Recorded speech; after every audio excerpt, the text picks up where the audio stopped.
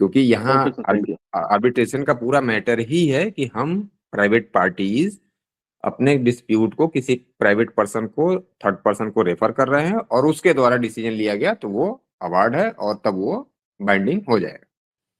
तो अब यहाँ पे settlement of dispute by private जज, यानी इस रूप में भी हम लोग इसको एक सिंपल सेंटेंस में बता सकते हैं, या एमिकेबल सेटलमेंट ऑफ डिस्प्यूट के नाम से भी इसको हम लोग जान सकते हैं। बाकी ऊपर फॉर्मल तौर पे आपने देखा कि व्हाट इज आर्बिट्रेशन। अब इसके की फीचर्स की बात की जाए तो it is consensual in nature, यानी ये आपके मतलब कंसेंट से दिया गया मैकेनिज्म, कंसेंट से लिया गया या दिया गया मैकेनिज्म है, यानी पार्टीज ने ही डिसाइड किया था इसके बारे में। The award is binding and enforceable as a decree of court. जो अवार्ड आएगा, जो आउटकम आएगा इस आर्बिट्रेशन का, वो बाइंडिंग होगा। और कैसे बाइंडिंग होगा? डिक्री ऑफ कोर्ट की तरफ से बाइंडिंग होगा। जुडिशियल इंटरवेंशन इज मिनिमल, यानी इसमें जो जुडिशियल इंटरवेंशन होता है वो मिनिमल होता है। सॉरी, 1 मिनट होल्ड करिएगा, अपूर्वा मैम का फोन आ रहा है। Hello. Judicial intervention is minimal, यानी यहाँ पे जुडिशियल इंटरवेंशन नहीं होता है। आर्बिट्रेशन की जो भी प्रोसीडिंग्स होंगी उसमें कोर्ट का कोई रोल, विशेष रोल नहीं है। रोल है, हम लोग बात करेंगे आगे चल के जहां जैसी जरूरत होगी, लेकिन नॉर्मली कोर्ट का कोई इंटरवेंशन या उसका रोल नहीं होता है। Design to be quicker and more efficient than court litigation, यानी कि ये कोर्ट की अपेक्षा बिल्कुल फास्ट काम करता है और जल्दी से इसका डिसीजन आ जाता है, और ये एफिशिएंट भी है, जैसा कि ऊपर ही आपने देखा कि डिक्री ऑफ कोर्ट की तरह से ये इन्फोर्सेबल और बाइंडिंग है।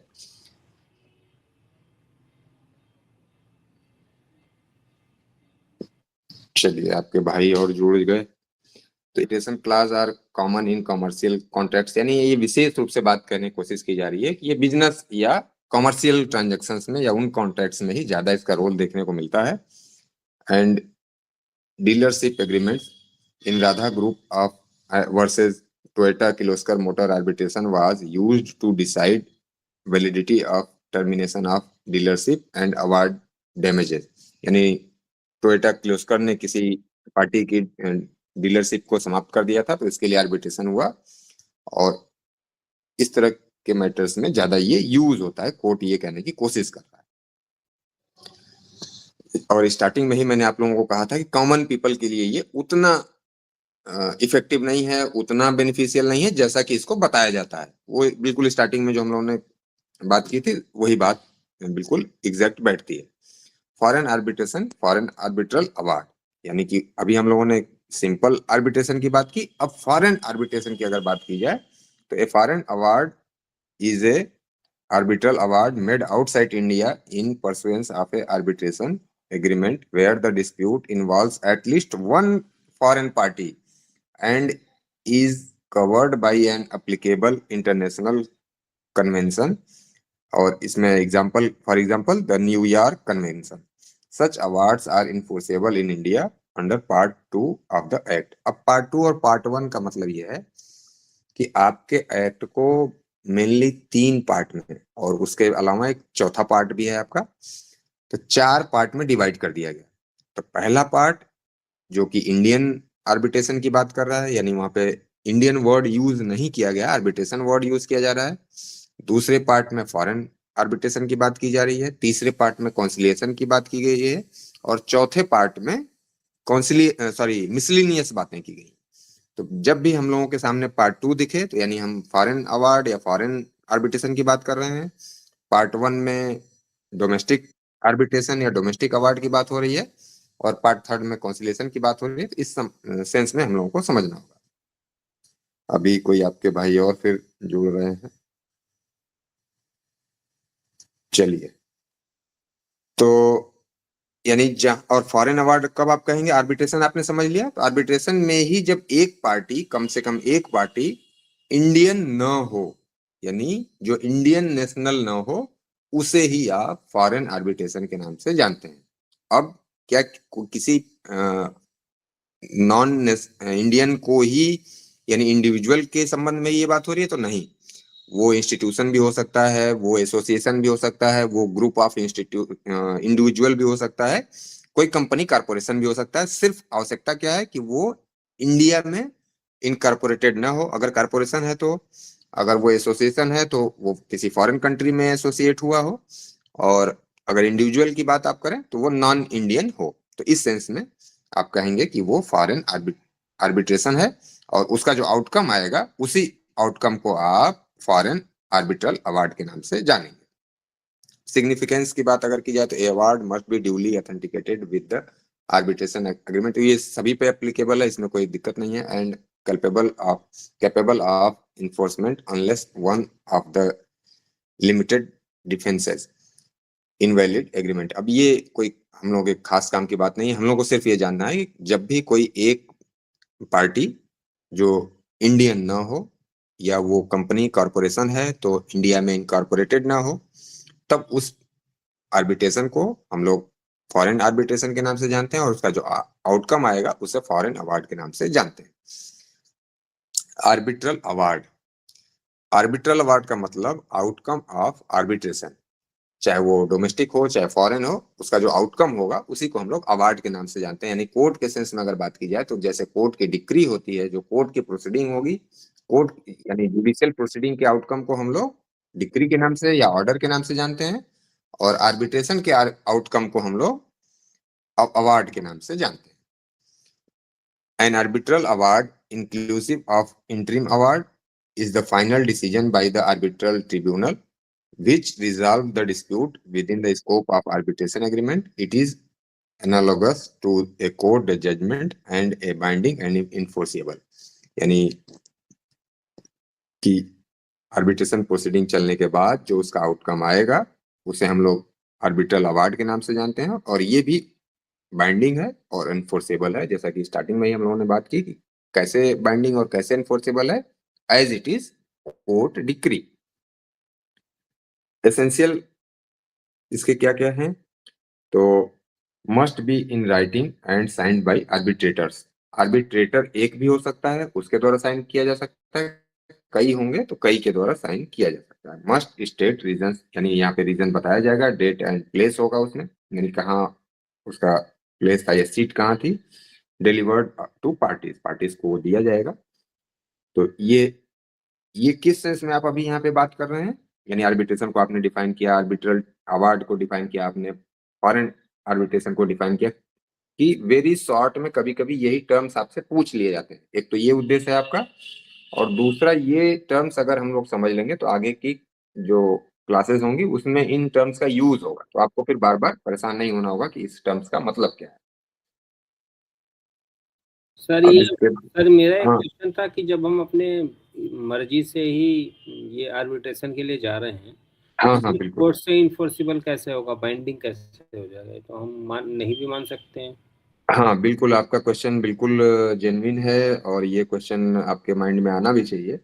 लेकिन जब दशरथ जी ने कहा उनको, सॉरी कैकेयी जी को, कि मैं खुश हूं क्योंकि आपने मेरी हेल्प की, रथ में उसका एक क्या निकल गया था और उन्होंने अपनी उंगली लगा दी जैसा कहा जाता है, तो रथ चला और वो युद्ध में विजयी हुए। तो खुश होकर के उन्होंने कहा कि अच्छा ठीक है, आप मुझसे कुछ मांग लीजिए, ले लीजिए अपने लिए, क्योंकि मैं खुश हूं आपके कार्य से। तो उन्होंने कहा ठीक है, मैं समय आने पे मांग लूंगी। तो उन्होंने समय आने पे मांगा कि हाँ ठीक है, अब जो भरत है उनको राज दे दिया जाए, राजा बना दिया जाए, और राम को वन में भेज दिया जाए। तो दशरथ जी और कैकेयी के बीच में कोई था भी नहीं, थर्ड पार्टी भी कोई नहीं थी, और वो कह सकते थे चलो यार उस समय कहा, कोई बात नहीं है, दूसरा कुछ कहो, ये हम नहीं कर पाएंगे, जो भी था। लेकिन केवल अपनी प्रॉमिस को फुलफिल करने के लिए उन्होंने अपने प्रिय पुत्र और बड़े पुत्र को वन में भेज दिया, और इवन उसी के लिए अपनी जान भी दे दी, जिसके लिए फिर कहावत चली वहीं से कि प्राण जाए पर वचन न जाए। तो वचन यानी जो आप प्रॉमिस कर रहे हैं किसी से, उस प्रॉमिस की इंपॉर्टेंस है। एक तो नैतिक रूप से, मोरल तौर पे अपने लिए, स्वयं के लिए, और दूसरा कि पाप पुण्य से भी आप उसको जोड़ते हैं, और अगर आप सोसाइटी के लेवल पे देखें तो प्रॉमिस को फुलफिल करना एक सम्मानजनक तरीका माना जाता है, और प्रॉमिस से पीछे हट जाना ये कहीं ना कहीं आपके लिए नेगेटिव इम्पैक्ट रखता है और आपकी विश्वसनीयता समाज में नहीं रह जाती है। अब थोड़ा सा उस बैकग्राउंड से हट करके आप आइए लीगल ग्राउंड पे। तो लीगल ग्राउंड पे जब आप बात करेंगे तो कॉन्ट्रैक्ट आप करते हैं, आपने किसी दूसरी पार्टी से कॉन्ट्रैक्ट किया, तो कॉन्ट्रैक्ट में भी कोई थर्ड पार्टी नहीं है, केवल आप दो पार्टीज हैं, कॉन्ट्रैक्टिंग पार्टीज ही हैं। लेकिन उन दोनों कॉन्ट्रैक्टिंग पार्टी के बीच में कोई कॉन्ट्रैक्ट हुआ है तो वो इन्फोर्सिएबल है, बाइंडिंग है, दोनों पार्टीज अपने अपने कॉन्ट्रैक्ट से बाउंड हैं और उन्हें उन कॉन्ट्रैक्ट के टर्म्स एंड कंडीशन को फुलफिल करना होगा। फर्स्ट सेमेस्टर में आपने कॉन्ट्रैक्ट एक्ट पढ़ा था, उसमें अच्छी तरह से ये बातें कही गई हैं कि कॉन्ट्रैक्ट को परफॉर्म करना होगा। कौन परफॉर्म करेगा? पार्टीज परफॉर्म करेंगी। अगर पार्टीज किसी वजह से परफॉर्म नहीं कर पाती हैं तो उनके लीगल एयर्स परफॉर्म करेंगे, उनके एजेंट परफॉर्म करेंगे, यानी आपको छुट्टी नहीं मिल सकती। इवन की पार्टी की अगर डेथ हो जाती है तो डेथ होने से भी कॉन्ट्रैक्ट से आप बाहर नहीं जा सकते, आपके लीगल रिप्रेजेंटेटिव को उसे फॉलो करना पड़ेगा। या आपकी प्रॉपर्टी है तो उस प्रॉपर्टी से अगर कोई इस तरह का पिक्यूनरी लाइबिलिटी है या कोई इस तरह की बात है तो आपको फॉलो करना पड़ेगा, फुलफिल करना पड़ेगा। तो अब इस सेंस में जब आप देखेंगे इस बात को, तो आपने अपने डिस्प्यूट को किसी थर्ड पार्टी को रेफर किया और उस थर्ड पार्टी ने ये डिसाइड किया कि हाँ इस मैटर में, इस डिस्प्यूट में इस तरीके से ऐसे होना चाहिए। तो जब आप दोनों पार्टीज ने अपनी विलिंगनेस से, अपनी मर्जी से, अपनी वॉलंटियरनेस से किसी थर्ड पार्टी को अपॉइंट किया था अपने मैटर को डिसाइड करने के लिए और उसने डिसाइड कर दिया, तो फिर आप कैसे उससे बाहर जा सकते हैं? ये इसका क्रक्स है, इसके पीछे का लॉजिक ये है और इसी रूप में इसको बाइंडिंग किया जाता है। और तो दूसरी बात, अब प्रैक्टिकली इसमें स्टैम्प पेपर वगैरह भी लगता होगा जब ये एक मिनट पहले ये पूरी बात सुन लीजिए। अब इसके बाद एक मैटर ये आ गया फिर कि इन्हीं बातों को, यानी आपके उन्हीं पंचायत सिस्टम को, जैसा कि आपने अभी क्वेश्चन आप लोगों ने रेज किया था, तो पंचायत सिस्टम था, आप नहीं मानते, कहीं और चले जाते, तो चूंकि वो इंस्टीट्यूशनल नहीं था, लीगल उसको फ्रेमवर्क नहीं दिया गया था। लेकिन उसी बात को ध्यान में रखते हुए, जैसा आपका क्वेश्चन था कि लोग नहीं मानेंगे या नहीं कहेंगे, नहीं करेंगे, तो इसीलिए अब इसे एक लीगल फ्रेमवर्क देते हुए एक एक्ट बना दिया गया और अब इसे लीगली बाइंडिंग कर दिया गया। और इसमें चूंकि अवार्ड आ रहा है, चूंकि सभी चीजें इन राइटिंग होंगी, तो आप मुकर भी नहीं सकते कि नहीं हमने ऐसा नहीं किया था या हम ऐसा नहीं चाहते थे। तो ये बात हो गई। अब जो आप इसमें बात कर रहे हैं कि स्टैम्प पेपर की, तो कोर्ट में भी जब कोर्ट डिक्री ग्रांट करता है, अवार्ड करता है, तो वो स्टैम्प पे थोड़ा ही कोर्ट लिखता है। तो इन चूंकि ये लीगल मैटर्स है ना, लॉ बना दिया गया इसके लिए, तो अब इसके लिए अलग से स्टैम्प पेपर लगाने की आवश्यकता नहीं है और कॉन्ट्रैक्ट करने के लिए भी कहीं स्टैम्प पेपर की आवश्यकता नहीं है। जहां जैसी आवश्यकता है वहां लॉ ने कहा हुआ है कि हाँ यहाँ स्टैंप लगेगा, इतने का स्टैंप लगेगा। अदरवाइज हर जगह हर कॉन्ट्रैक्ट में स्टैंप की आवश्यकता नहीं है। आप रोड पे खड़े होते हैं, आपने ऑटो को हाथ दिया, ऑटो रुकता है, आप बैठ जाते हैं, आपने एक शब्द ऑटो के ड्राइवर से भी कुछ नहीं कहा और ड्राइवर ने भी आपसे कुछ नहीं कहा, लेकिन जब आप उतरते हैं नेक्स्ट स्टॉप पे, तो इसका मतलब आपके और ऑटो ड्राइवर के बीच में कॉन्ट्रैक्ट हो गया और आप उसे प्रॉपर पे करने के लिए बाउंड हैं, क्योंकि आप दोनों के बीच एक इम्प्लाइड कॉन्ट्रैक्ट हो गया।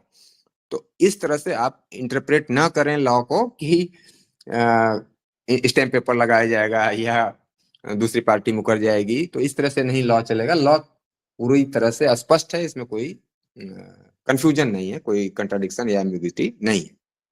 सर इसमें एक्चुअल में जो लॉ के क्लाज है ना, उसके अंदर राइटिंग में रेफर करना पड़ता होगा ना दोनों पार्टी।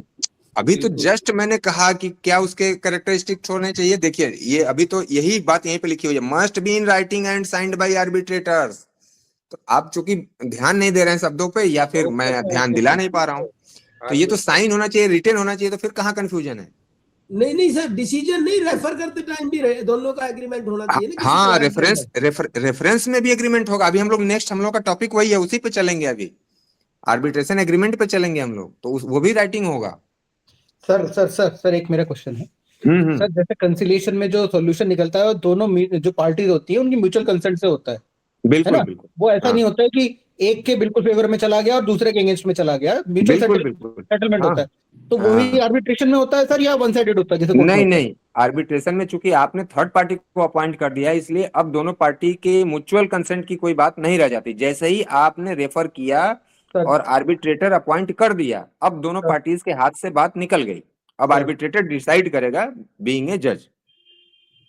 ठीक है सर।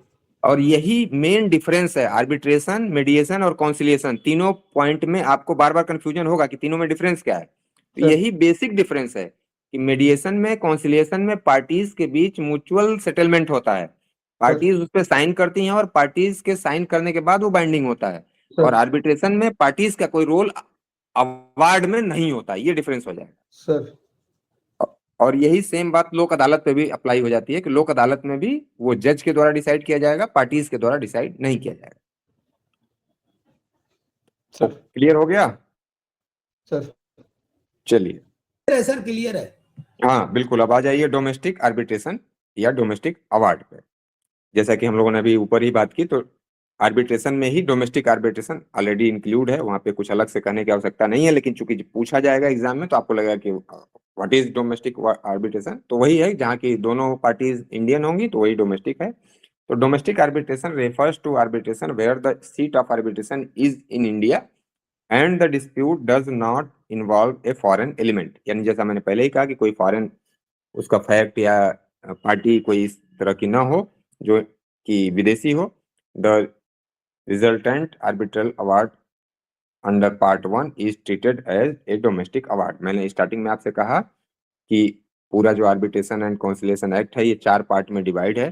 पहला पार्ट बेसिकली डोमेस्टिक आर्बिट्रेशन की या डोमेस्टिक अवार्ड की बात करेगा, दूसरा पार्ट फॉरेन आर्बिट्रेशन या फॉरेन अवार्ड की बात करेगा, तीसरा पार्ट कॉन्सिलिएशन की बात करेगा और चौथा मिसलेनियस की। तो वही बात यहाँ पे कही जा रही है कि जो पहले पार्ट में बातें होंगी, पहले पार्ट में आर्बिट्रेशन का जो भी मैटर होगा वो सभी डोमेस्टिक आर्बिट्रेशन है। Domestic arbitration is governed by Part 1 of the Arbitration and Conciliation Act. Issues like appointment of arbitrators, interim measures, etc. arise under domestic proceedings. यानी यहाँ पे पार्टीज इंडियन होंगी और उनके बीच में जो आर्बिट्रेशन होगा उसका जो अवार्ड आएगा उसी को हम लोग डोमेस्टिक आर्बिट्रेशन या डोमेस्टिक अवार्ड के नाम से जानते हैं। आर्बिट्रल ट्रिब्यूनल, आर्बिट्रल ट्रिब्यूनल का मतलब जैसे हम लोग जिस भाषा में कोर्ट वर्ड यूज करते हैं उसी भाषा में उसी तरीके से उसी के सिमिलर आर्बिट्रल ट्रिब्यूनल की बात की जा रही है। यानी कि कोई सोल आर्बिट्रेटर है या कई आर्बिट्रेटर हैं तो उन्हीं को मिला करके आर्बिट्रल ट्रिब्यूनल हम बोलते हैं। और जैसा कि कोर्ट के सेंस में बात होती है, कोर्ट के सेंस में आप समझ लेंगे तो ये बात भी बिल्कुल क्लियर हो जाएगी कि कोर्ट का मतलब बिल्डिंग, स्ट्रक्चर, फर्नीचर नहीं होता है। कोर्ट का मतलब होता है कि जब कोई जुडिशियल अथॉरिटी जुडिशियल एक्टिविटी या जुडिशियल प्रोसीडिंग्स में इन्वॉल्व होती है तो उसी समय उसे हम कोर्ट के नाम से जानते हैं, न कि बिल्डिंग या किसी स्ट्रक्चर को। तो उसी तरह से यहाँ भी है कि वो सोल आर्बिट्रेटर भी हो सकता है और कई आर्बिट्रेटर भी हो सकते हैं, और जब वो अपने उस प्रोसीडिंग में इन्वॉल्व होते हैं तो उन्हीं को हम आर्बिट्रल ट्रिब्यूनल के नाम से जानते हैं। An arbitral tribunal is the panel or sole arbitrator appointed to decide the dispute under an arbitration agreement. It may be one arbitrator or panel of 3, etc., depending on agreement or institutional rules. तो यानी वही जो arbitrator है वही जब अपने उस function को परफॉर्म कर रहा होता है तो उसे ही हम आर्बिट्रल ट्रिब्यूनल के नाम से जानते हैं। वो सिंगल भी हो सकता है, वो 3 बेंच भी हो सकता है, वो कई बेंच का हो सकता है। और जैसा हम लोगों ने स्टार्टिंग में ही बात की थी कि वो ऑड नंबर में ही होगा, 1, 3, 5, 7 इस तरह से ही हो सकता है। Determines matters of jurisdiction, merits, evidence and passes award. इसका काम क्या है कि यही मैटर को डिसाइड करना और अवार्ड पास करना। कोर्ट को अगर हम लोग कॉमन अपने लैंग्वेज में बात करें तो वहाँ कोर्ट को डिसाइड किया गया है दूसरे एक्ट्स में, जैसा कि मैंने आपको स्टार्टिंग में बताया उस रूप में। लेकिन यहाँ कोर्ट को आर्बिट्रेशन एक्ट के सेंस में डिफाइन किया जा रहा है, या रेफरेंस क्या है इसका, आर्बिट्रेशन एक्ट रेफरेंस है, इसलिए यहाँ पे थोड़ा सा इसकी डिफिनेशन दूसरे रूप में आपको देखने को मिल रही है।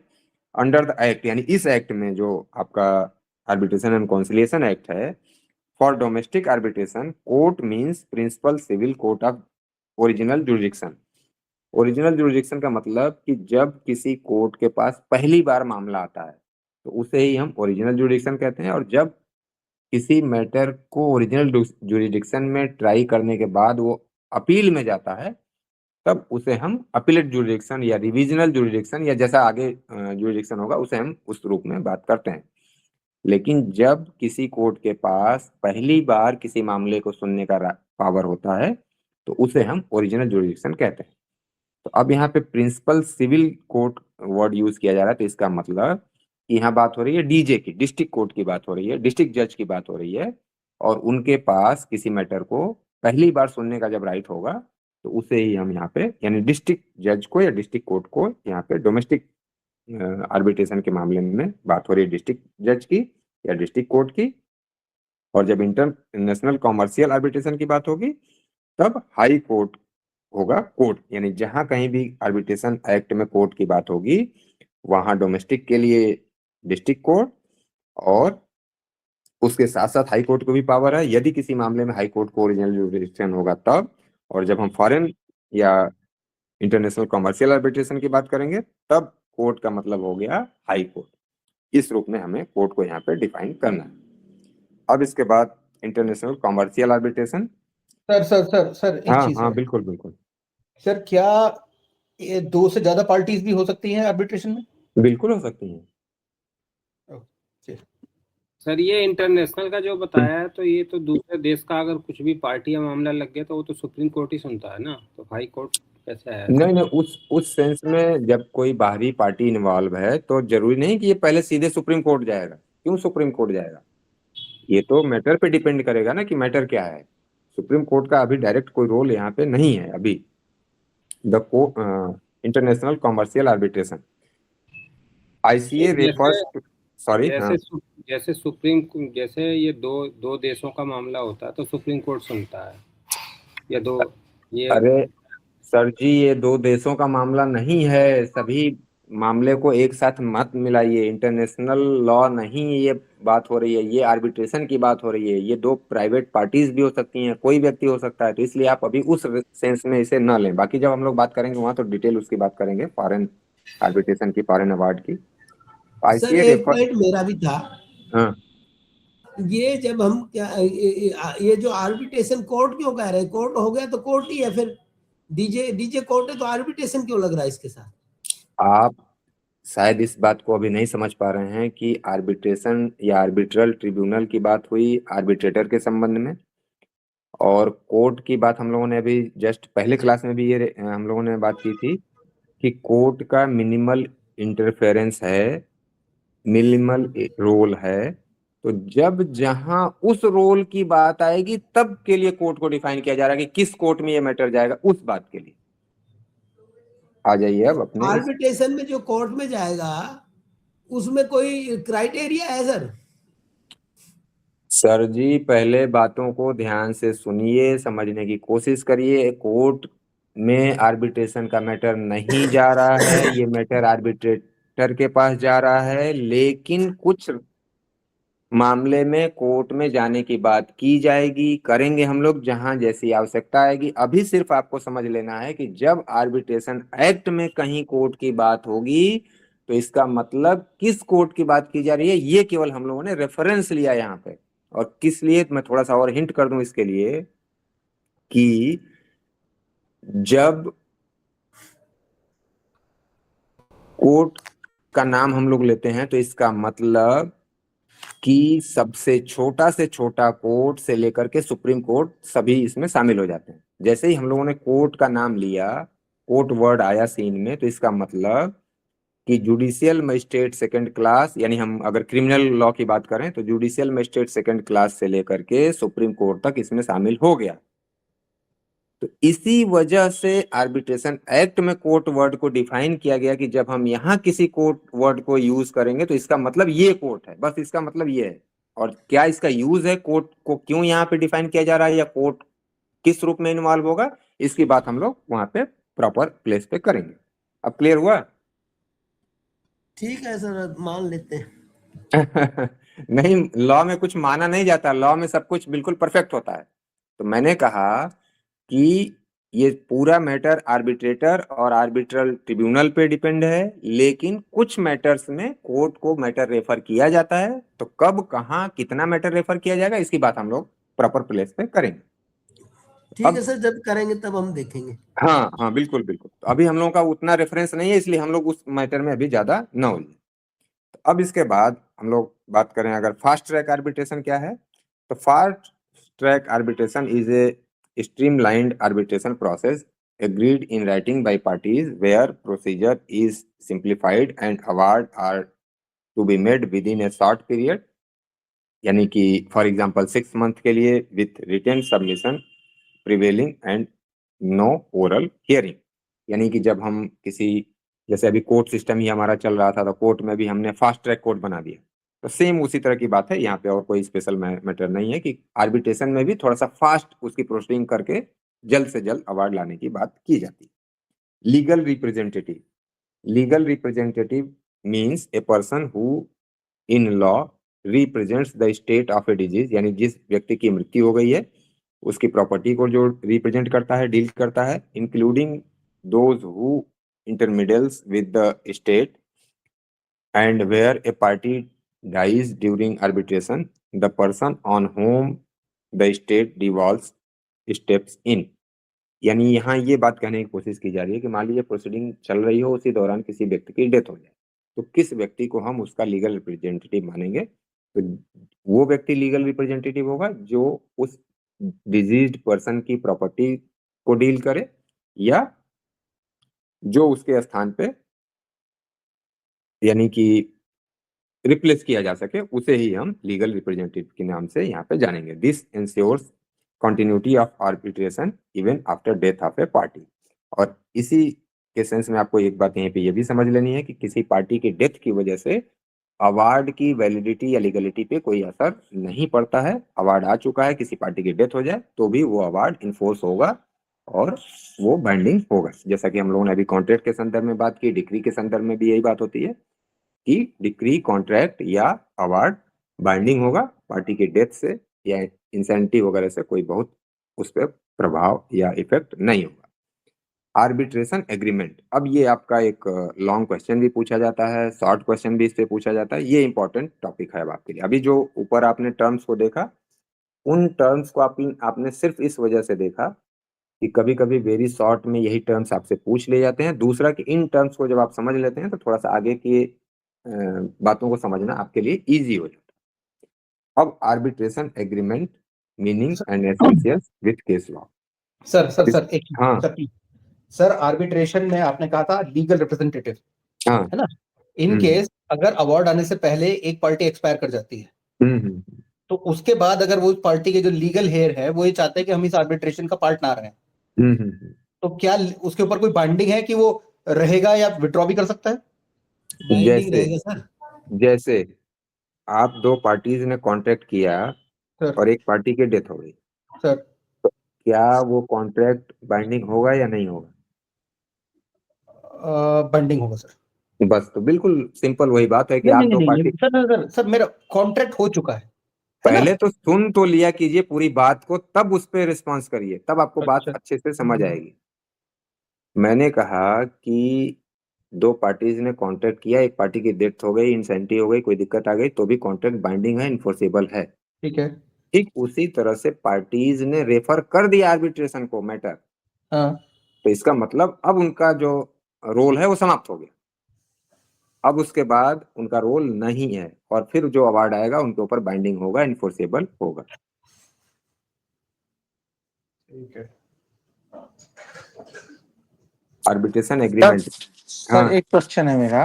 हाँ। जैसे जनरली जो कॉन्ट्रैक्ट करते हैं और किसी ने प्लॉट बेच दिया दूसरे आदमी को, और जो प्लॉट सेल करने वाला था उसकी डेथ हो गई, इधर से प्रॉपर्टी के रेट बढ़ गए, उसका लड़का जो लीगल हायर था उसने कहा कि मैं प्लॉट नहीं बेचता, तो क्या आर्बिट्रेशन में ये मामला उसका प्लॉट सेल में जाएगा या नहीं जाएगा? कॉन्ट्रैक्ट में जाएगा। यदि वो रजिस्टर है तो कॉन्ट्रैक्ट में जाएगा सर। कॉन्ट्रैक्ट में जाएगा।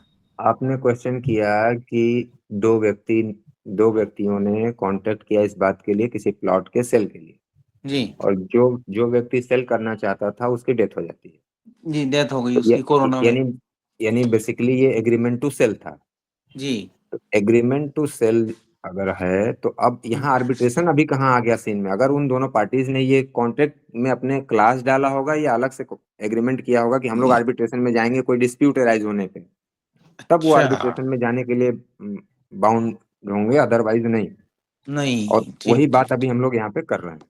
जी जी जी, हाँ, ठीक कि है। आर्बिट्रेशन एग्रीमेंट अगर उनके बीच होगा तब वो बाउंड होगा व्यक्ति, अदरवाइज बाउंड नहीं होगा, तब वो नहीं नॉर्मल कोर्ट में जा सकते हैं। जा सकते हैं, ठीक है। आर्बिट्रेशन एग्रीमेंट, तो अब आर्बिट्रेशन एग्रीमेंट का मतलब है कि दोनों पार्टीज ने डिस्प्यूट अराइज होने के पहले या डिस्प्यूट अराइज होने के बाद आपस में इस बात के लिए एग्रीमेंट किया कि हम आर्बिट्रेशन में जाएंगे। यानी मेरे और आप लोगों के बीच में इस बात के लिए कॉन्ट्रैक्ट है कि हम लोग शाम को 7 बजे से 8 बजे तक क्लास करेंगे। अब हम लोगों के बीच में कोई डिस्प्यूट अराइज हो जाता है तो हम लोग नॉर्मल कोर्ट में जा सकते हैं, कोई दिक्कत नहीं है। लेकिन क्लास स्टार्ट करने के पहले हम लोगों ने ये एग्रीमेंट कर लिया था कि यदि हम लोगों के क्लास को रन कराने के संदर्भ में कोई डिस्प्यूट अराइज होगा तो हम लोग आर्बिट्रेशन में जाएंगे। तो अगर इस तरह का कोई एग्रीमेंट हम लोगों ने किया हुआ है तब दोनों पार्टीज बाउंड हैं इस बात के लिए कि वो आर्बिट्रेशन में ही जाएंगे, नॉर्मल कोर्ट में वो नहीं जा सकते। एक बात तो ये होगी। वो अब ये एग्रीमेंट, रिलायबल को हम आर्बिट्रेटर बना लेंगे इसमें। सॉरी, रिलायबल को आर्बिट्रेटर बना लेंगे ना इसमें। हाँ बिल्कुल बिल्कुल, रिलायबल को हम लोग आर्बिट्रेटर बना लेंगे। तो यही सिंपल सी बात, इसी सेंस में आपको आर्बिट्रेशन एग्रीमेंट को समझना है। ये मेन कॉन्ट्रैक्ट की बात नहीं हो रही, ये हमें ध्यान रखना है। मेन कॉन्ट्रैक्ट हम लोगों के बीच में क्या है? टीचिंग लर्निंग का कॉन्ट्रैक्ट है। उस टीचिंग लर्निंग के कॉन्ट्रैक्ट में हम लोगों ने एक क्लास डाल दिया अलग से, जैसे कि 1 2 3 4 5 क्लास के सब नंबर हैं, तो हम लोगों ने उसी नंबर में 10वें नंबर पे ये लिख दिया कि अगर हम लोगों के बीच में कोई डिस्प्यूट होगा तो हम लोग आर्बिट्रेशन में या रिलायबल और आर्बिट्रेशन में जाएंगे और हमारा जो आर्बिट्रेटर होगा वो रिलायबल होगा। तो ये हम लोगों ने उसमें एक क्लास डाल दिया। दूसरा, हम लोगों ने अपने टीचिंग लर्निंग के लिए एक कॉन्ट्रैक्ट किया और फिर दूसरा एक कॉन्ट्रैक्ट अलग से किया कि हम लोगों के बीच में अगर कोई डिस्प्यूट अराइज होता है तो हम लोग आर्बिट्रेशन में जाएंगे, नॉर्मल कोर्ट में नहीं जाएंगे। तो अलग से भी ये कॉन्ट्रैक्ट बन सकता है और उसी मेन कॉन्ट्रैक्ट का एक पार्ट भी हो सकता है। तो सबसे पहले हम लोगों को 2 बातें स्पष्ट रखनी है कि जब आर्बिट्रेशन एग्रीमेंट की हम लोग बात कर रहे हैं तो इसका मतलब मेन कॉन्ट्रैक्ट की, मेन एग्रीमेंट की बात नहीं हो रही है। ये उसी का एक क्लास या उसी एक अलग से उसी के लिए कॉन्ट्रैक्ट हो सकता है। अब इसको देखते हैं कि कैसे कैसे इसमें क्या होना चाहिए और किस बात को ये डिनोट कर रहा है। An arbitration agreement is an agreement by the parties to submit to arbitration all or certain disputes, यानी कि वो अपने पूरे विवाद को भी ले जाने की बात कर सकते हैं और किन्हीं विवादों को भी ले जाने की बात वो कर सकते हैं। Which have arisen or may arise, यानी जो arise हो चुका है या जो in future arise होगा, may arise between them in respect of a defined legal relationship, whether contractual or not. It may be an arbitration clause in a contract or a separate agreement. वही जैसा मैंने आपसे कहा कि वो उसी में एक क्लास भी हो सकता है और अलग से भी इसे बनाया जा सकता है। This definition is given under section 7 of the Arbitration and Conciliation Act 1996, यानी इसी एक्ट में सेक्शन 7 में इसे डिफाइन किया गया। और जब हम लोग इसी एक्ट के सेक्शन 2 में डिफिनेशन क्लास में इसको देखते हैं तो वहां पे सिर्फ ये कह दिया गया कि सेक्शन 7 में बताया गया एग्रीमेंट ही आर्बिट्रेशन एग्रीमेंट है। तो इस रूप में हम लोगों ने देखा कि एक ऐसा एग्रीमेंट जहां पार्टीज इस बात के लिए एग्री करती हैं कि वो अपने एराइज हुए डिस्प्यूट को या एराइज होने वाले डिस्प्यूट को ले करके आर्बिट्रेशन में जाएंगे, तो इसी बात को हम लोग आर्बिट्रेशन एग्रीमेंट के रूप में जानते हैं। अब इसके एसेंशियल्स की यदि बात की जाए, यदि वैलिड आर्बिट्रेशन एग्रीमेंट की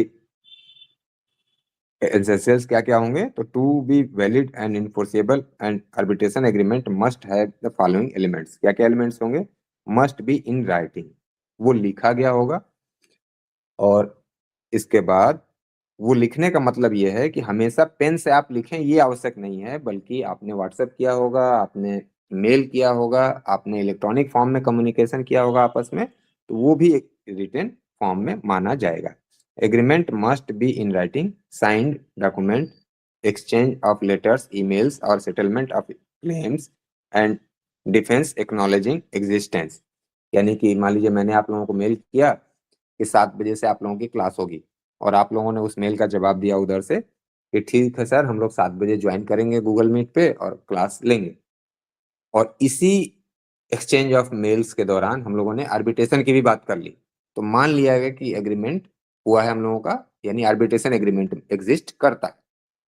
अब इस पे जो केस लॉ है, कॉन्स्टिट्यूशन बेंच ने क्या डिसाइड किया, unstamped arbitration agreement is valid but inadmissible as evidence, stamping defect is curable. यानी फिर से आप स्टैंप आप लगा देंगे, वो फिर से वैलिड हो जाएगा। तो यानी कि यहाँ जिस तरह की ये बात की जा रही है, ये अलग अलग केस लॉ में अलग अलग तरीके की बात हो सकती है, लेकिन बेसिक तौर पे आपको ये समझना है कि सर ये हमेशा अनस्टैम्प्ड कौन सा रहता है? अनस्टैम्प्ड जो हमेशा आपने बताया क्या रहता है सर? स्टैम्प का अनस्टैम्प्ड मतलब बताया ना।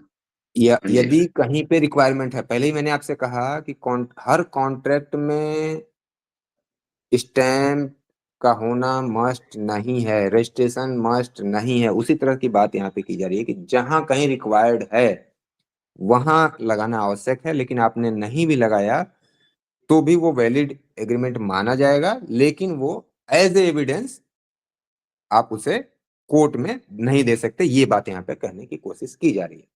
तो यानी आर्बिट्रेशन एग्रीमेंट के लिए हमेशा उसे स्टैंप लगा करके लिखा जाए, ये आवश्यक नहीं है। ये इस डिसीजन से हमें बात ये पता चलती है। और जब हम सेक्शन 7 को पढ़ते हैं तो सेक्शन 7 से भी ये बात पता चल जाती है कि आर्बिट्रेशन एग्रीमेंट के लिए हमेशा स्टैंप पे लिखा जाना या हमेशा उस पर कोई स्टैंप लगाना आवश्यक नहीं है, या उस रूप में उसे फॉर्मल तरीके से तैयार किया जाना आवश्यक नहीं है।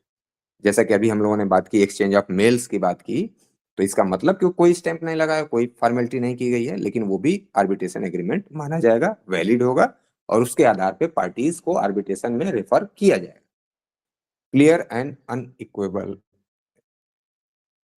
इंटेंशन टू आर्बिट्रेट, यानी कि उस आर्बिट्रेशन एग्रीमेंट से क्या शो होना चाहिए, उनके द्वारा म्यूचुअल कंसेंट शो हो उस बात से, और ये बात लगे कि कोई विवाद नहीं है उनके बीच, निर्विवादित रूप से वो आर्बिट्रेशन में ही जाना चाहते थे, उनका इंटेंशन पता चले। ये बात करने की कोशिश की जा रही है कि उनका इंटेंशन था कि वो आर्बिट्रेशन में जाना चाहते हैं।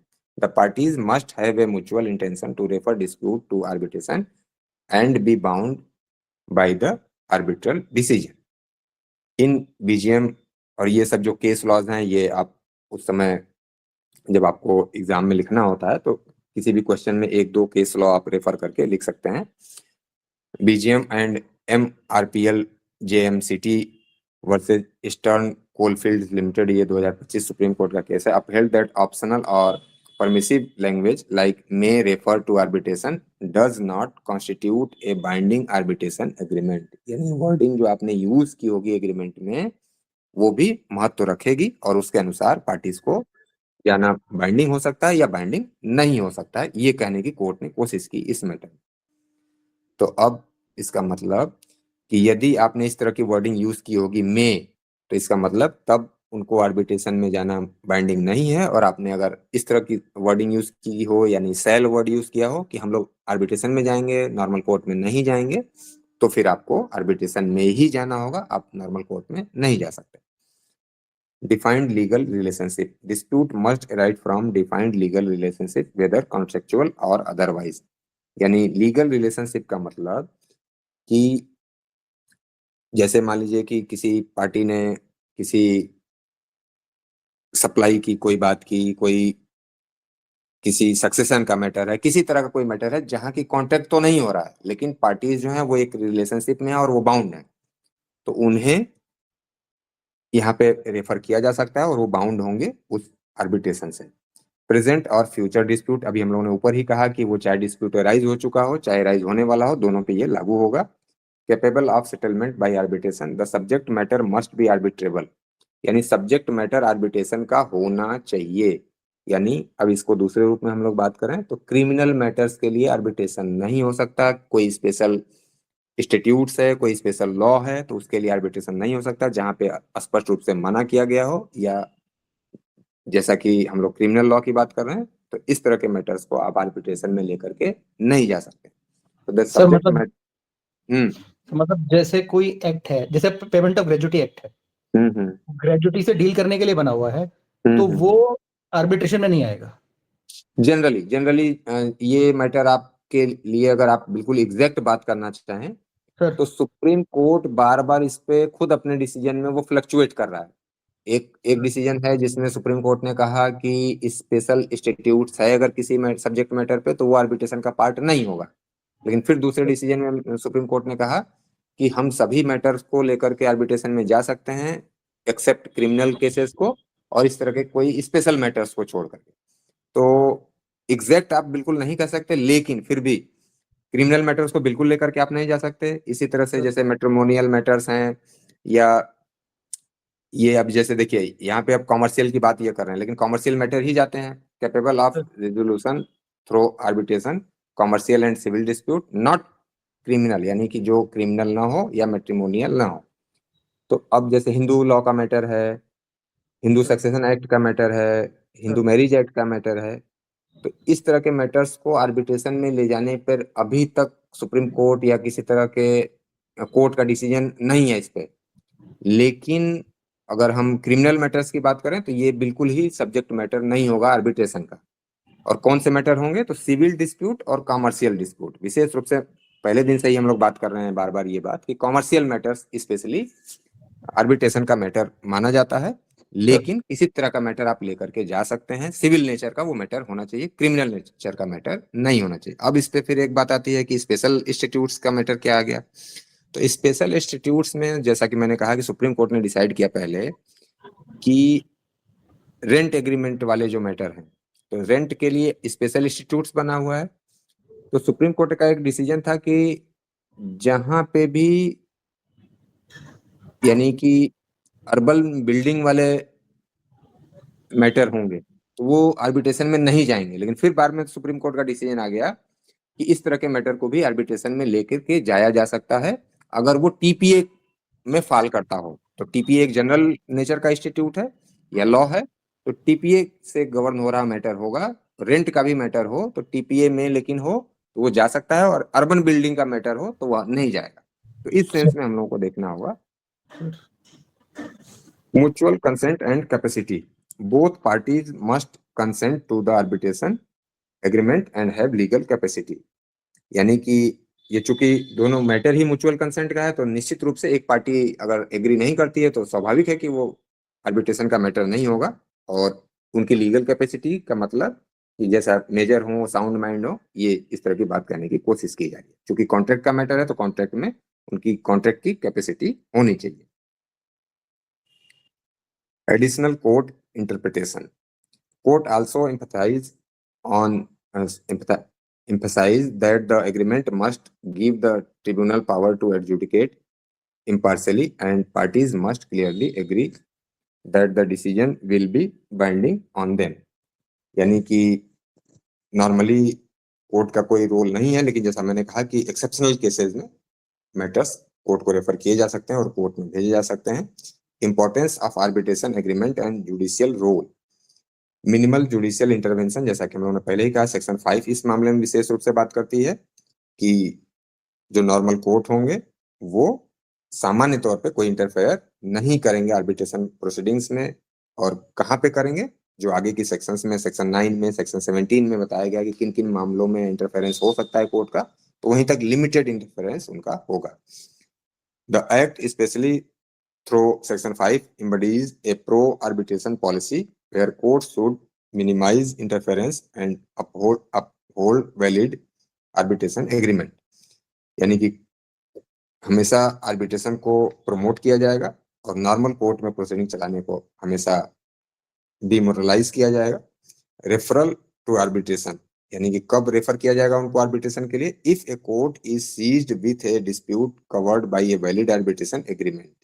यानी पार्टीज के बीच में यदि वैलिड आर्बिट्रेशन एग्रीमेंट है तब मान लिया जाएगा कि कोर्ट का पावर वहीं पे सीज हो जाता है, और ऐसे केस में, ऐसे केस को रेफर कर दिया जाएगा आर्बिट्रेशन को। It must be refer the parties to arbitration. यानी अगर मान लीजिए कि एक पार्टी जाती है कोर्ट के पास, यानी हम लोगों के बीच में, जैसा कि मैंने कहा कि आप लोगों के बीच में और मेरे बीच में कोई डिस्प्यूट अराइज हुआ और हम लोगों ने पहले से आर्बिट्रेशन एग्रीमेंट किया हुआ था, अब वो चाहे क्लास के रूप में था चाहे अलग से कॉन्ट्रैक्ट के रूप में था, और फिर भी मैं चला गया कोर्ट के पास, और उस कोर्ट में जाने के बाद अगर यहाँ पे वैलिड आर्बिट्रेशन एग्रीमेंट शो होता है, दिखाई देता है, खुद से कोर्ट को लगता है या दूसरी पार्टी आकर के कहती है कि मी लॉर्ड हम लोगों के बीच में एग्रीमेंट है किस बात के लिए, आर्बिट्रेशन के लिए, तो कोर्ट फिर उस मैटर को इंटरटेन नहीं करेगा और वो पार्टीज को रेफर कर देगा आर्बिट्रेशन के लिए। यही बात यहाँ पे कही जा रही है। Judicial interference is limited to matters expressly provided in part 1। वही जैसा मैंने कहा कि सेक्शन 9 सेक्शन 17 में जो एक्सप्रेसली बातें की गई हैं उन्हीं मैटर्स तक केवल कोर्ट को रेफर किया जा सकता है। अदरवाइज किसी मैटर को जहां पे भी वैलिड आर्बिट्रेशन एग्रीमेंट होगा वहां मैटर को नॉर्मल कोर्ट जुरिडिक्शन नहीं रखता है उसको इंटरटेन करने के लिए, उसे ट्राई करने के लिए या उसकी इंक्वायरी करने के लिए। अब अगर हम लोग कंक्लूजन की बात करें तो arbitration is a consensual, efficient and binding mechanism for dispute resolution regulated in India by the Arbitration and Conciliation Act 1996. Terms like foreign arbitration, arbitral award and international commercial award have distinct legal meaning and consequences. The arbitration agreement is the foundation of the whole process. Its validity determines the tribunal's jurisdiction and enforcement of award. Recent case law, including constitutional bench decision in unstamped arbitration agreement, and Supreme Court interpretations on binding nature versus optional clauses, highlights judicial commitment to uphold arbitration while ensuring the essentials of consent and clarity are present। यानी यहाँ पे ये कहने की कोशिश की जा रही है कि आर्बिट्रेशन की जो प्रोसीडिंग है वो पूरी तरह से बेस्ड करती है आर्बिट्रेशन एग्रीमेंट पे, और वो आर्बिट्रेशन एग्रीमेंट बाइंडिंग कब होगा कब बाइंडिंग नहीं होगा उसकी अपनी वर्डिंग्स पे वो बात हो सकती है, जैसा कि हम लोगों ने ऊपर बात की थी मे सेल पे, या उन पार्टीज के बीच में जो कम्युनिकेशन हुआ है उस पर डिपेंड करेगा। तो इस रूप में आर्बिट्रेशन एग्रीमेंट, यानी हम लोग आर्बिट्रेशन एग्रीमेंट की स्पेशली बात कर रहे हैं, उस सेंस में ये बात हो रही है कि आर्बिट्रेशन एग्रीमेंट ही इसका फाउंडेशन है, इसका मेन आधार है जिस पे बेस्ड करेगी आर्बिट्रेशन प्रोसीडिंग, और उसी आधार पे किसी मैटर को आर्बिट्रेशन को रेफर किया जा सकता है या उसे नॉर्मल कोर्ट इंटरटेन कर सकता है। अब यहाँ तक कोई कंफ्यूजन, कोई डाउट, कोई क्वेरी, क्वेश्चन हो तो पूछ लीजिए। सर जो ये आर्बिट्रेशन है इसमें जब अवार्ड हो जाता है तो क्या उस अवार्ड को चैलेंज किया जा सकता है? अवार्ड को एक्सेप्शनल सर्कमस्टांस में चैलेंज किया जा सकता है लेकिन उसकी कोई अपील नहीं होती है। मतलब अपील नहीं, इसे मैं नहीं समझा, मतलब सुप्रीम कोर्ट हाई कोर्ट में कोई सुनवाई नहीं है? हाँ बिल्कुल, अभी जैसे इसका दो वर्ड मैंने यूज किया कि एक्सेप्शनल केसेस में आप कोर्ट के पास जा सकते हैं, चैलेंज कर सकते हैं, लेकिन अपील नहीं होगी। इसका मतलब ये हुआ कि अपील का मतलब होता है कि जब कोई डिसीजन आया, मान लीजिए हम एक क्रिमिनल उदाहरण लें, मान लीजिए कि मैंने कोई ऑफेंस किया और आपने मुझे कन्विक्ट कराया, तो कोर्ट ने मुझे 2 साल के लिए पनिश किया, और आप चाहते थे, यानी विक्टिम चाहता था या इन्फॉर्मेंट चाहता था कि पनिशमेंट मिले 5 साल की, तो वो एग्रीव्ड पार्टी हो गया। जो विक्टिम था वो एग्रीव्ड पार्टी है उस डिसीजन से, उस जजमेंट से, उस ऑर्डर से, तो वो कोर्ट के पास जाता है ये कहने के लिए कि इनको 5 साल का पनिशमेंट दिया जाना चाहिए था क्योंकि इन्होंने जो ऑफेंस किया है उसके लिए 5 साल का पनिशमेंट मिलना चाहिए था, और इन्हें केवल 2 साल के लिए पनिश किया गया, इसलिए वो हायर कोर्ट के पास जाता है कि इन्हें 5 साल के लिए पनिश किया जाए। ये नॉर्मल केस हो गया, अपील हो गई। और दूसरा केस ये होता है कि आप ये कह रहे हैं अब, यानी जो उस डिसीजन से या उस डिक्री से एग्रीव्ड फील कर रहा है वो क्या कह रहा है आगे जाकर के कि इस कोर्ट को पावर ही नहीं था इस मैटर को सुनने का, यानी जुरिडिक्शन नहीं था इस कोर्ट के पास, और इस कोर्ट ने डिसाइड कर दिया मैटर, यानी इसमें इर्रेगुलरिटी है। तो अब वो इर्रेगुलरिटी या इनवैलिडिटी को चैलेंज कर रहा है, तो अब ये मैटर दूसरा हो गया। ये बात समझ आई? यानी कि जो डिसीजन है उस डिसीजन से आप एग्रीव्ड हैं तो आप उसकी अपील कर रहे हैं। यानी अब उदाहरण के लिए हम लोगों ने बात ली कि कन्विक्शन को बढ़ाना या घटाना, यानी जो एक्यूज है वो कहेगा मुझे ये 2 साल का जो पनिशमेंट मिला ये कम कर दिया जाए, 1 साल कर दिया जाए, वो एग्रीव्ड है इस बात के लिए। और विक्टिम एग्रीव्ड है किस बात के लिए कि 5 साल कर दिया जाए। तो दोनों पार्टीज में से कोई एग्रीव्ड पार्टी हो सकता है और दोनों में से कोई भी जा सकता है अपील। कोई इनवैलिडिटी नहीं है, कोई दूसरी दिक्कतें नहीं है, कोई टेक्निकल एरर नहीं है। लेकिन जब कोई टेक्निकल एरर है, कोई इनवैलिडिटी है, तो उसके लिए आप क्या नाम देते हैं? रिवीजन नाम देते हैं कि रिवीजन में आप जा रहे हैं। तो इसी तरह की बात की जा रही है कि अवार्ड के लिए कोई अपील का प्रोविजन नहीं है, आप अपील में नहीं जा सकते। यानी इसका मतलब कि अवार्ड में अगर कहा गया कि आप 100 रुपया कंपनसेशन दीजिए, तो आप इस बात के लिए किसी हायर कोर्ट के पास नहीं जा सकते कि नहीं कंपनसेशन मुझे 50 रुपया दिया जाना चाहिए था, या दूसरी पार्टी करेगी नहीं मुझे 500 रुपया कंपनसेशन चाहिए था।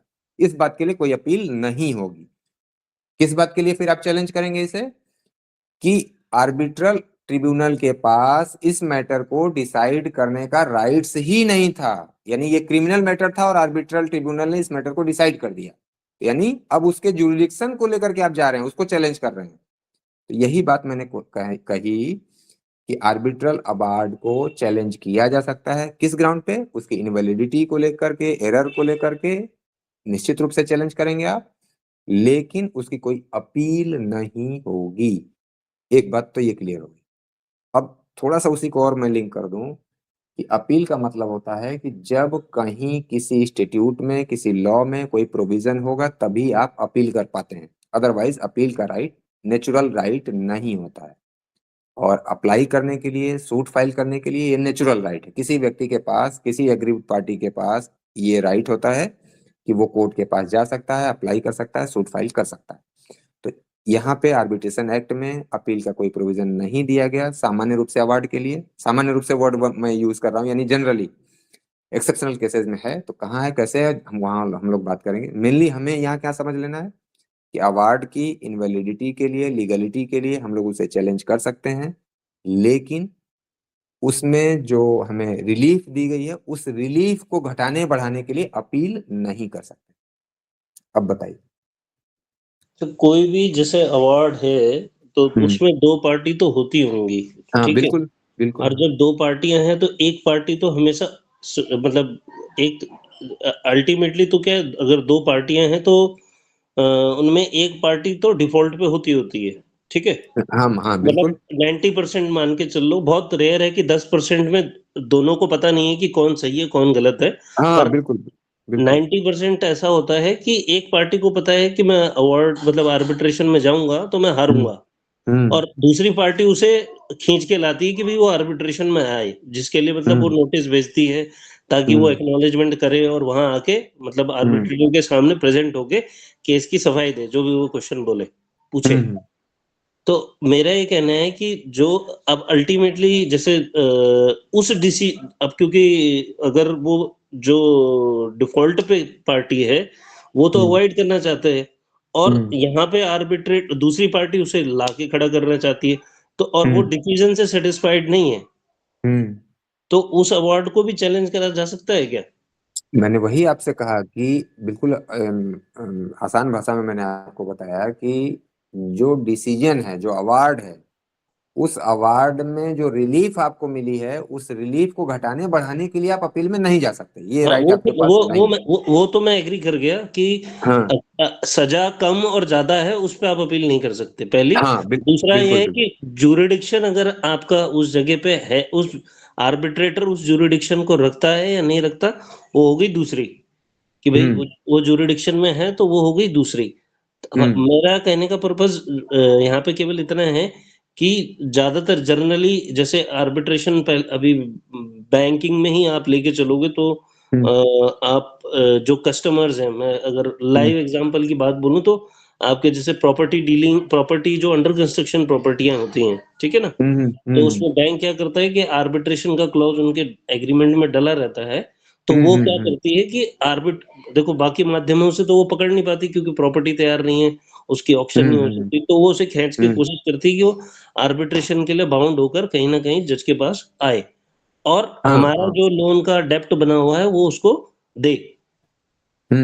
और बोरोवर उसको अवॉइड करने की कोशिश करता है कि भाई मैं वहां कम मतलब ना जाऊं, और इस स्थिति में अगर किसी के बोरोवर के अगेंस्ट सपोज अवार्ड पास हो जाता है ड्यू टू मतलब वहां प्रेजेंट नहीं होने पे, या वो एक बार अटेंड कर दे और फिर उसके बाद वो अटेंड ही ना करे डर के मारे, और अवार्ड पास हो गया कि भाई ये अवार्ड सपोज एब्सेंटिज्म का अवार्ड पास हो गया कि वो अटेंड ही नहीं कर रहा है, तो क्या वो हाँ अगेंस्ट पार्टी हो गया, तो क्या वो वाले अवार्ड के मतलब उस वाले अवार्ड को वो कहीं अपील कर सकता है या नहीं कर सकता?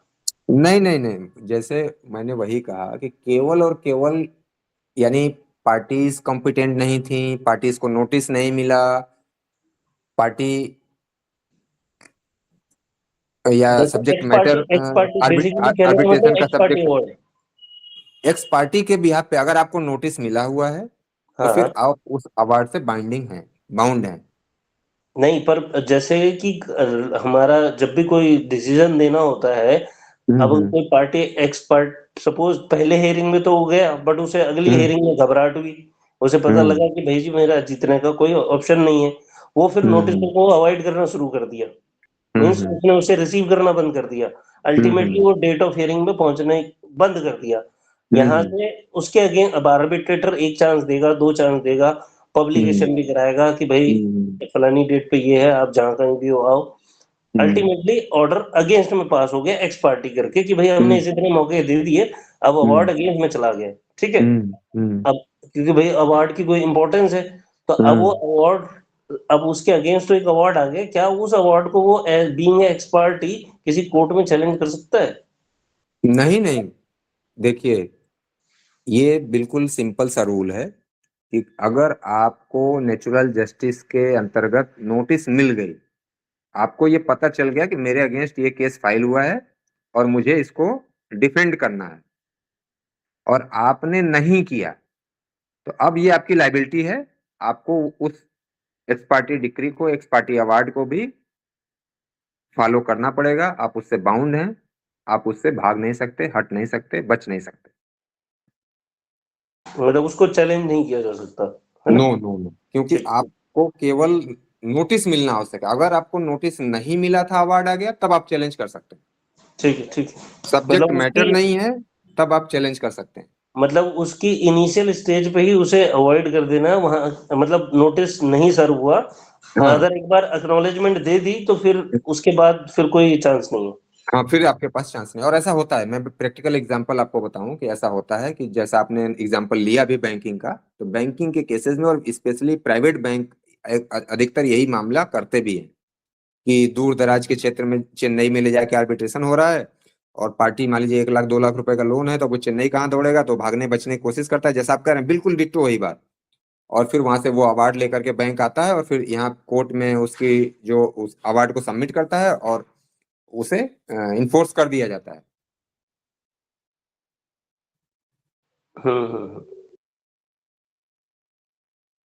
तो समअप किया जाए? ठीक है सर, ठीक है, बिल्कुल। Good night. Good night.